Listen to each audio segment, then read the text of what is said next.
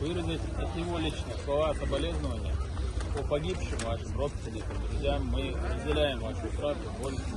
Мы знаем, что такое война. У нас в Чеченской Республике были военные конфликты. Мы понимаем, в чем нуждаются люди из зоны военного конфликта. Поэтому разделяем ваши чувства.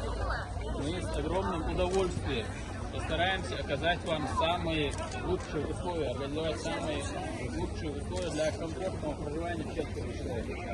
Главой региона Рамзаном Амачевичем Кадыровым дано поручение всем министерствам, ведомствам, всем организациям, чтобы они сфокусировали внимание на том, чтобы решить ваши проблемы. Мы сейчас вас постараемся компактно разместить в оздоровительном лагере Горный Ключ.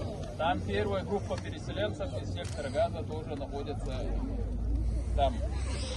В ближайшие дни мы постараемся узнать информацию о каждом из вас, где вы работали, какой опыт работы, какой стаж, какие специальности, сколько детей, каких возрастов, чтобы школьные учебные, дошкольные учебные заведения разместить. Здесь для вам будет оказана забота, помощь, содействие в решении всех проблем. Для этого нам нужно быть организованными. Надо определить координатора от вас, одного или двух человек, и не пытаться самостоятельно решать проблемы. Мы все централизованно на совещаниях, на правительственном уровне под руководством Рамзана Амача будем разбирать все ваши вопросы. Постараемся создать для вас лучшие условия. Вы для нас, братья и сестры. Весь чеченский народ вам рад. Все сегодня жители республики звонят, пишут, чем они могут помочь.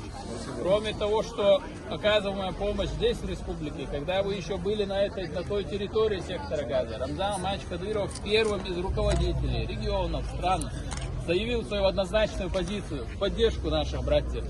Оказывал финансовую помощь в приобретении продуктов питания, других средств для существования. Здесь вас встречают представители департамента дошкольного образования города Грозный, который возглавляет Хадижат Кадырова.